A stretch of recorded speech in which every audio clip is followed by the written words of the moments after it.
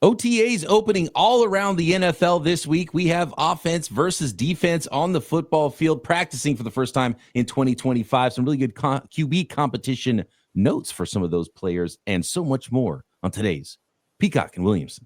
NFL analyst Brian Peacock and former NFL scout Matt Williamson bring you expert NFL analysis every day in less than 30 minutes.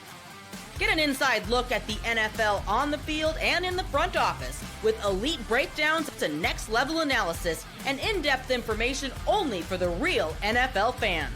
This is Peacock and Williamson, and it starts now.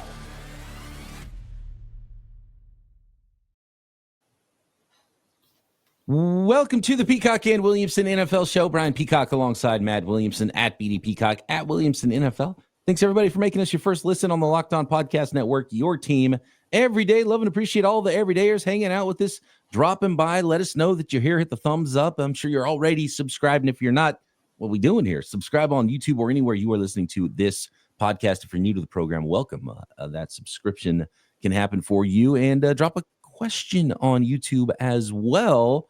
And get involved in tomorrow's mailbag episode, either on YouTube comments or at BD Peacock at Williamson NFL. Matt, let's get started with some of the camp news around the league. A lot of quarterback competition stuff and the early takeaways that you can take away. I know there's going to be a lot of players who are, quote unquote, in the best shapes of their lives and all of that stuff. Of course. There's going to be a lot of great stories, but I think you talk about this when it comes to the NFL draft. Teams can say a lot of things, but at some point, once you peel back the layers and read the tea leaves, and you aren't lying anymore, right? Like, you have to tell the truth at some point.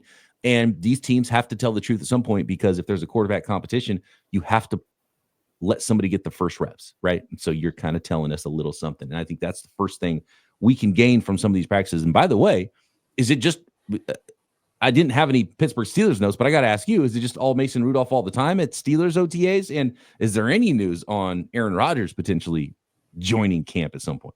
Yeah, I've been at the OTAs the last 2 days. We got one more this week, Thursday, and then Tuesday, Wednesday, Thursday, the following 2 weeks will also be OTAs / mini camp too. And then they disappear for until training camp. And that's the basics around the league.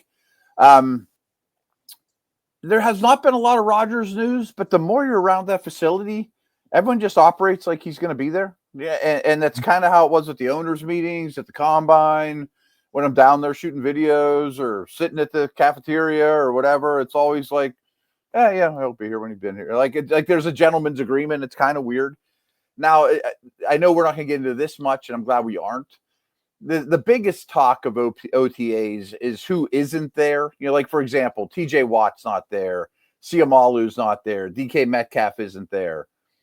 Nobody cares. I mean, like, they are optional, and they have other things going on. It's not like they're working out. It's not like they're trying to make a statement. So people get too tied up into that, to say the least. As for like the quarterback situation in Pittsburgh, yeah, Rudolph's clearly running with the ones, but it's pretty obvious that they want Will Howard to do a lot of stuff. You know, like, I know that they were really high on him, probably had a 3rd, 4th round grade on him, grabbed him, and maybe not. I'm just guessing on that. But I think he's going to get a ton of preseason action. They're really excited to have him. Not that he's the future starter or anything like that, but he's getting plenty of attention as well. They spread the reps around pretty well. You know, like, it's hard to look too much into things because there aren't some dudes there, and Cam Hayward doesn't need any reps. You know what I mean? Like, some guys are just kind of there in a leadership role, you know. In a lot of ways, it's probably good for Will Howard if one of the quarterbacks is not there that would be taking all the reps, because we can get some more reps now early on until someone like Aaron Rodgers does show up. Is there a logical point for you? Is it mandatory minicamp where, I mean, obviously by training camp, Aaron Rodgers has to be there if you're going to bring in a starting quarterback, right? But you would think he needs to be there earlier than that and kind of get a basis before you even start camp and start working with the receivers that are there. So DK, Rodgers, like, is mandatory minicamp really that time? Is that when we should really start talking a little bit more about guys who are and are not around NFL camps? I guess. Yeah. I mean, well, Rodgers is under contract, so maybe he wants to skip all this, you know, early summer stuff. Yeah. And not be fine there, which is the thing that happened. Like, he had that trip planned. There was a miscommunication with the Jets last year. Maybe that's his thing this year. It's like, I'm not going to go through that. I got plans. I'm going to miss all that, and then I'll be there. Yeah, I mean, like I guess he was at the Kentucky Derby, and he's having fun as a 42-year-old multimillionaire. And Right. there's speculation that the U.S. Open is in Pittsburgh this year at Oakmont. So is he going to show up here, sign the contract? It's kind of like the McAfee show. Like, when might he be in town? To sign a contract. I mean, I don't know. I really think there's an agreement between player and team, and nobody seems to be sweating it. But you would think minicamp would be a great time to be here. I mean, like if a Metcalf or a Watt isn't here, or players like that for all the respective teams, then you're getting fined. I mean, that's NFL rule. Mandatory is important in this sentence. So this other stuff, Troy Polamalu never came to OTAs. Like my co-host used to say, when OTAs were created, Bill Cowher would stand up. He didn't even go down to the field. He went outside his office on the balcony, kind of looked over. Maybe some days he didn't even pay attention to even come out, Guys jog around. But right. Exactly. I mean, it's just people get real caught up in this stuff. And I've been making the joke all week that the NFL is so good at hyping everything up. We get a week's worth out of the schedule release, let alone we get months out of the draft, that a couple of the most overrated things of the football calendar are OTAs for sure. The first week of training camp, when it's the acclimation period, isn't much different than OTAs.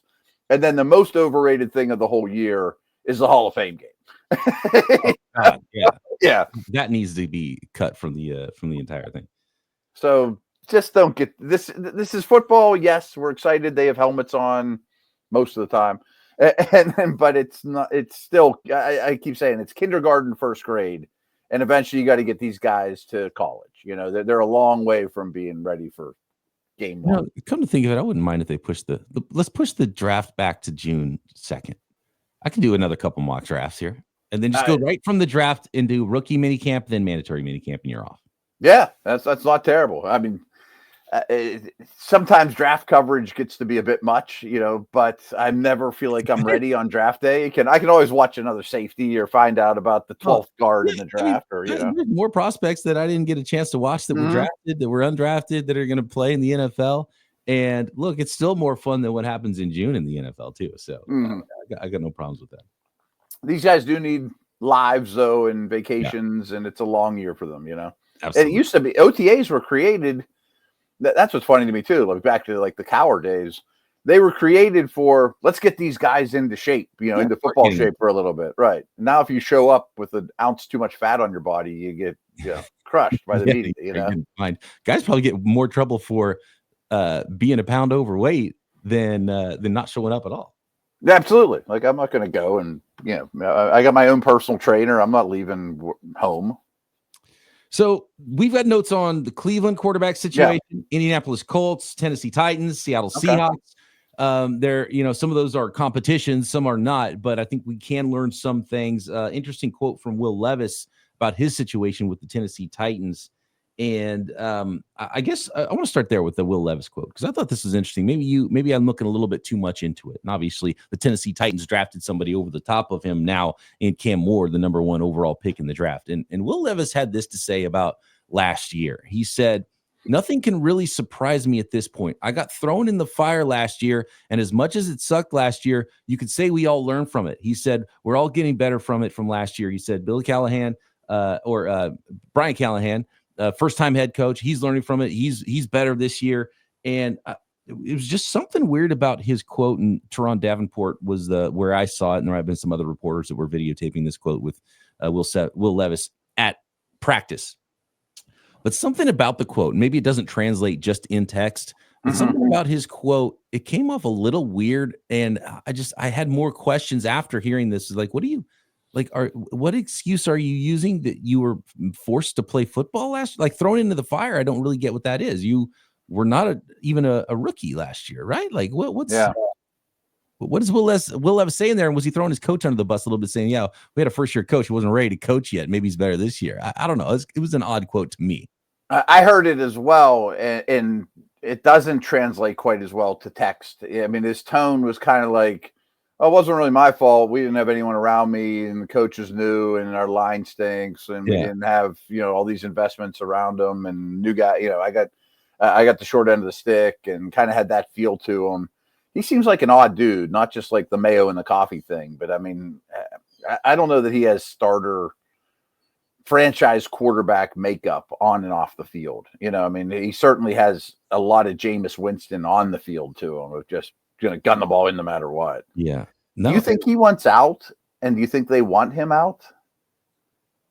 Wouldn't be shocked at all. I mean, I wouldn't either. They clearly drafted someone to make sure he doesn't play anymore. Like, that's kind of, you know, you draft the quarterback number one. They clearly don't like a lot about what's going on with Will Levis. And hearing his answer, he's definitely kind of pointing his finger at some other things.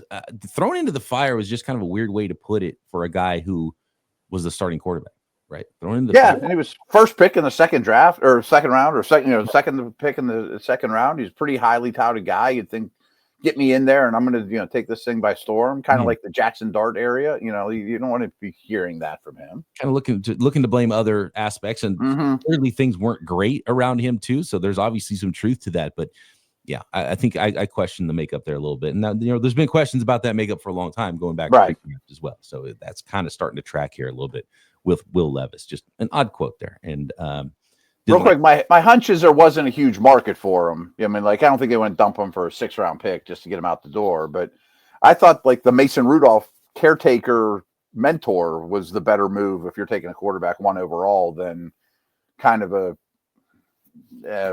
hard person. I mean, I don't know if he's the guy to be in the room with your 1st overall pick. You know, it's either right. And if, what's funny is I just heard an interview with Chase Daniels, and like he's been the most famous it's a paychecks career forever, right? Like, don't be an idiot and be a good teammate.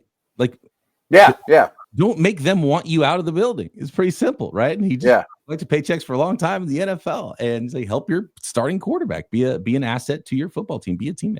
And so I forget who was quoted. It wasn't Chase Daniel, but it was someone else similar to that, saying, just be a good dude to hang out with, and be a professional and be useful. And you'll stick in this league a long time if you have some talent, you know. Even if it's 1 year. You get 1 year league minimum $1 million. You made an extra $1 million just because you're not an ass and people didn't want to try to push you out the door. Yeah. Which I know we're gonna get the Brown situation. I think that was part of the Sanders stuff. Is I don't know if he's gonna be a lifetime backup. Is that the personality I want to be in my lifetime backup? Right. Similar vibe that we're seeing with Will Levis. That's why some teams had some reservations and didn't want to draft him in the 1st round last year. Next, let's talk Cleveland Browns. Who's taking the reps at Browns camp? Richardson versus Jones in Indianapolis. And what's the plan for Jalen Milroe in Seattle next?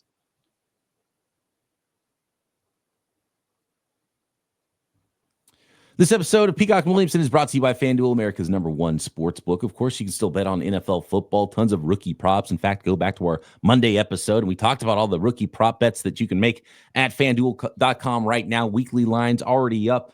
Bet on your team to win the Super Bowl. Tons of NFL futures for 2025 at FanDuel, but it is the NBA playoffs right now, and every night delivers highlight-worthy performances, major momentum shifts, huge moments in huge series, and whether it's a game-winning shot or a breakout player, there's never been a better time to get in on the action. And FanDuel makes it easy to stay in the game before tip-off or live during the game. Player props, performance trends, and same-game parlays.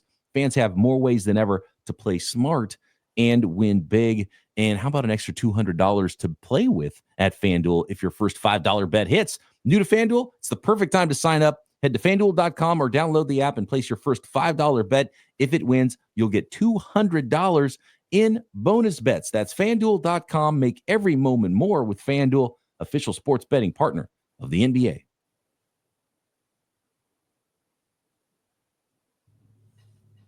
So let's go to Cleveland next. And apparently the quote from Kevin Stefanski, Cleveland Browns head coach, was that, and this quote was from last week when he was asked about what refs would look like and if they were going to be evenly split and, a straight up competition between, not let alone 2 quarterbacks, maybe 4 quarterbacks there, as they have 2 veterans and drafted 2 quarterbacks in Dillon Gabriel and Shedeur Sanders. But it was Kenny Pickett, former Steeler, Matt. Kenny Pickett was the quarterback that took the first team offensive reps to start Browns OTAs, followed by veteran Joe Flacco, then rookie 3rd rounder Dillon Gabriel, then 4th it was Shedeur Sanders. And but he did get in the first team rotation, Sanders did. So all of them did. So even though Stefanski last week said they wouldn't be evenly split with first team reps, not only did they go in that order of those 4 quarterbacks, but they all did kind of get in there and get some first-team reps, which really is a great sign for Shedeur Sanders that the first practice, they wanted to see enough of him with that group, which tells me this is going to be the most fun training camp to follow as far as quarterback competitions go, because it's not only a 2-man competition. There's a couple rookies vying for spots in the backup and how this order could go. But they brought in Flacco and Kenny Pickett, 2 veteran players, and it is Pickett who got the first reps. What are your thoughts there with the Browns quarterback competition in OTAs, man?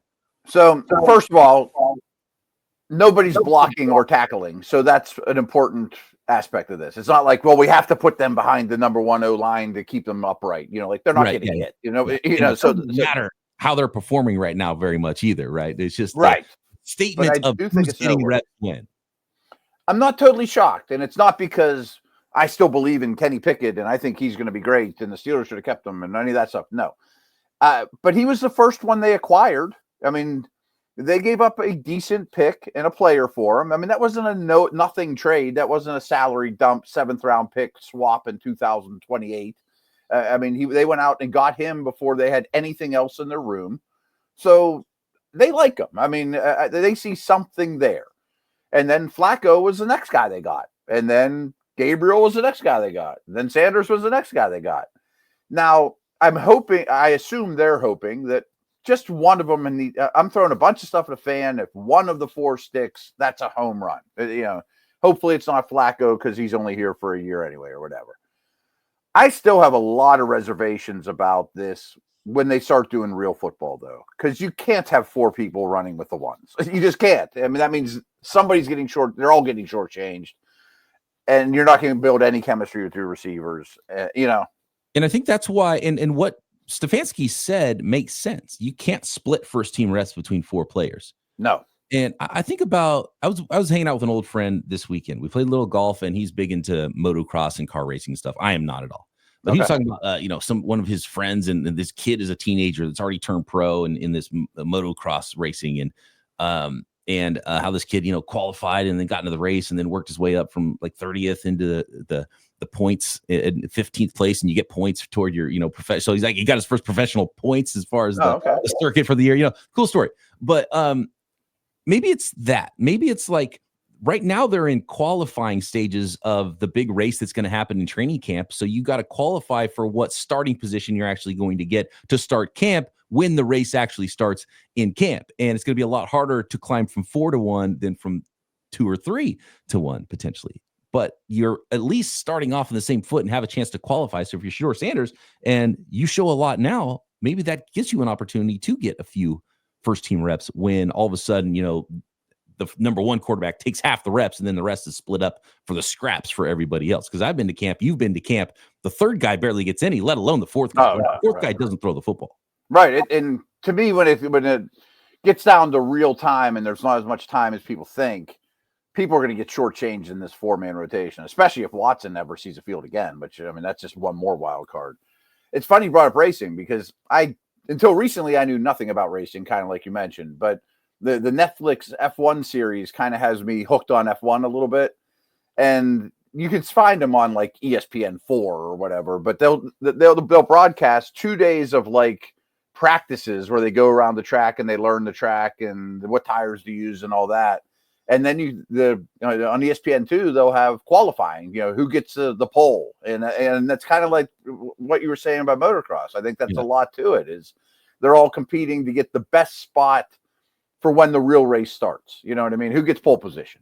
Yeah. And if you think it's strange how covered the NFL is and how we talk about mock drafts and the NFL draft, and we're at camp watching them practice and talking about OTAs, man, it's every sport. And in other countries, it's other sports, soccer and original football and motor racing too. Yeah. Watching not only qualifying, but practice laps. Right. You go to a NASCAR event, they're camped out, they're hanging out all week long. And partying it up and having a blast. Imagine going to a football game and going on Wednesday and hanging out at the practices and then getting ready for the game, Yeah. Oh, the walkthroughs on Friday. That's going to be a blast. Yeah, right. Exactly. Let's get a cooler and go watch walkthrough from the top of the hill. Right. You're not too far off, though. Indianapolis Colts.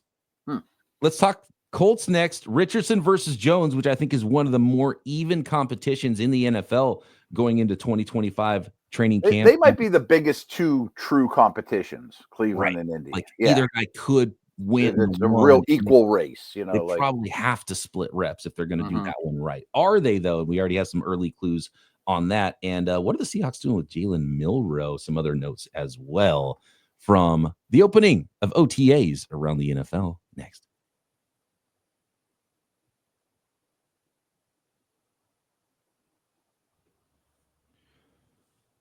Shout out to the Locked On Network's own Jake Arthur of Locked On Colts, who was at Colts OTA, said that Anthony Richardson, Matt, was the first team quarterback during both 7-on-7 and 11s in the first half of practice. Daniel Jones, though, had his turn in the second half of practice, getting the first team reps in Colts with both the 7s and the 11s. So both quarterbacks, no surprise, getting first team reps, but it is the incumbent the somewhat incumbent Anthony Richardson getting the first crack over the veteran Daniel Jones.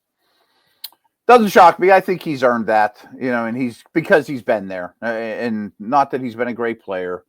I find this really interesting, though, because I definitely think both these guys' legs are a massive component, and they both bring a lot to the table in that regard. Richardson's a rare runner.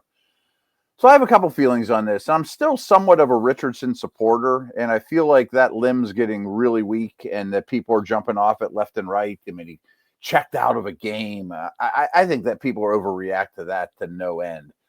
But, I mean, they drafted this guy knowing he's like the rawest quarterback. You know, we've had that Trey Lance conversation. It's like, if you draft this guy knowing he's raw, don't you think he's going to need time? And then you don't quite give it to him, and you pull him out in and out of games. And I pulled it up while you were reading the ad there. He's only attempted 348 NFL passes, and he only had like 200 and some attempts at Florida. I mean, so in the college and NFL level, he's thrown under 600 passes. You know, like we really don't know anything about him except for he's big, strong, fast, and his accuracy is poor. But from what I understand, I think he's working with like Josh Allen's, quarterback coach, or definitely has one on the side. And of course they're fine tuning those things. And we've seen a lot of examples, Allen being the best, of accuracy improving. I'm not saying he's going to be the next Josh Allen, but I also think Daniel Jones is pretty safe. I know you're not a Daniel Jones fan. I'm not either. He got overdrafted. He got overpaid, but he's a professional quarterback. He's one of the best 40 on the planet. You know what I mean? Like, I still think he's okay, you know?